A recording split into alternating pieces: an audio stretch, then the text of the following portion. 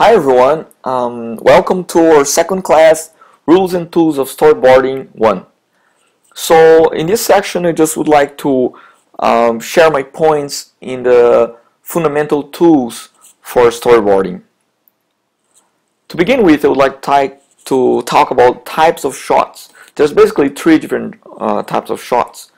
Long shot, medium shot, and a close-up, like we see here. Long shot, medium shot, close-up. 180-degree rule. That's a very important rule because we want to make sure we don't cross this particular line here, so the camera can move around in this angle here, but as soon as it crosses here, it can drive the audience confused, So we want to make sure we keep it within this 180-degree arc that we see here. For instance, you see the lady and the guy, so the lady is in the left and the guy is in the right. Whenever is the reversal, we see the girl in the left and the guy in the right, So it's a very important rule and we want to make sure we respect it.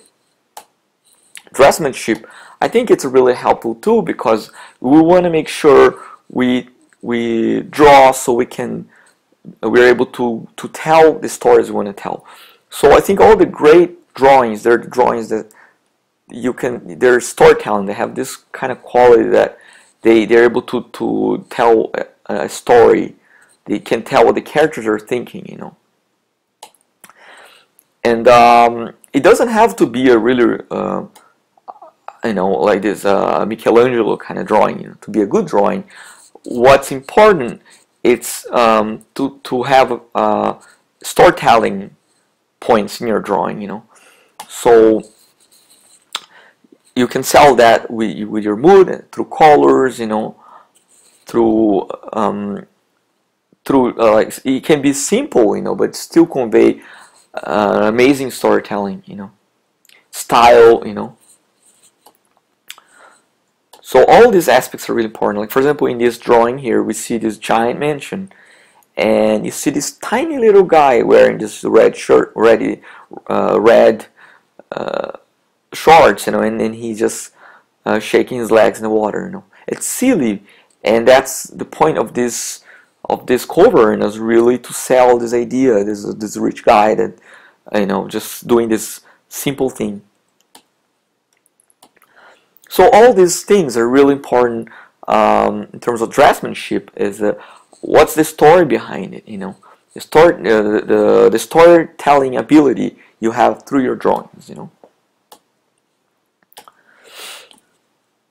So let's jump to caricature. Caricature, it's really important in the sense that we want to make sure we push your pose, and we need to make sure also the pose are really clear. What expressions we want to use.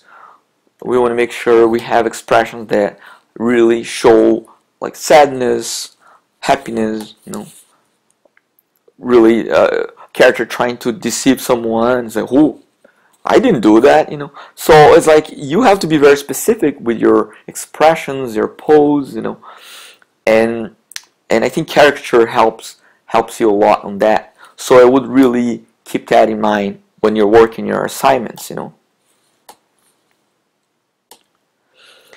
So character netting. So all the characters we love, and from Humphrey Bogart to Jack Lemmon, through Harrison Ford as a Han Solo, all those characters are really memorable and we love them. Why? Because they're characters that they have, we can relate to them. They have few things that we went through and we can relate to what they're going through, and we want them to succeed, Like those guys, here I mean, they're great characters, and we all can relate to them. They have their flaws and everything, but we can relate to their flaws,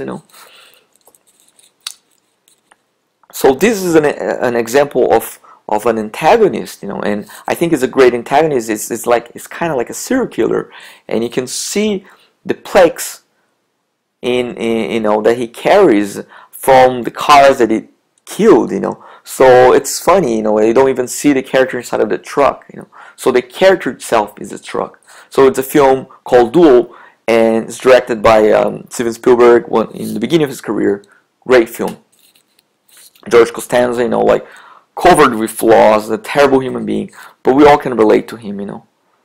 So relatability is a really important factor in a character, you know.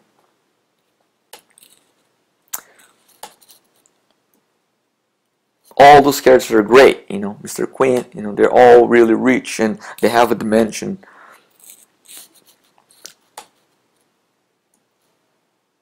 Boom. And now we go to emotion. So what do you want to tell with your stories? Is it a moment of warmth, you know? Is it a moment of goodbye, you know? A moment of telling goodbye to someone you really love? Is it a story about this old man that loves his puppy, but he doesn't have the conditions to take care of it anymore, and he doesn't know what to do with it, you know?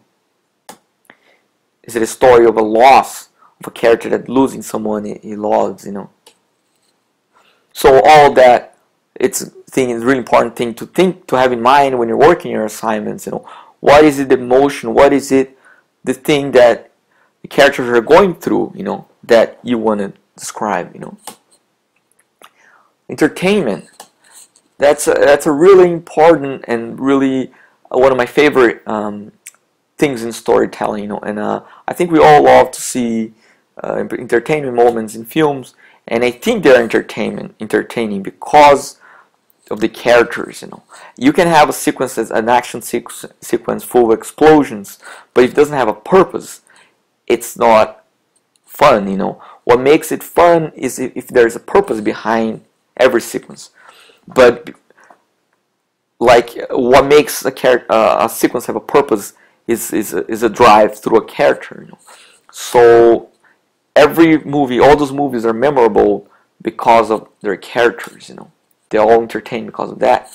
How execute your sequence, you know, how all these values are really important, you know. Like in Jurassic Park, extremely well executed, full of character, you know, and that makes the T-Rex so menacing and fun, you know.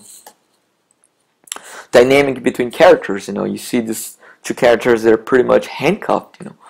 They hate each other, like, not one of them don't hate the other, but they have very different qualities, you know, and they're really different characters, but they're stuck together because they lost their flight in Thanksgiving. So it makes the situation just fun, you know. You just want to see that, you know. Mood. You can really get a lot of a mood, you know, if you really play it right and if you really use it to really sell your story, you know. You can get a dramatic feel. You can use art direction to really change the colors, you know, using the light, you know, in a specific way to convey specific feel, you know. The usage of color again, you know, as a way to be a story point, you know. So all of these things are really important to have in mind. Like this, you know, like what it is, what time is your film set, you know, what kind of direction would you use for that time, you know. So all those things are really important things to have in mind, you know. So for our next step, we're going to jump into rules and tools for storyboarding 2. Thank you so much.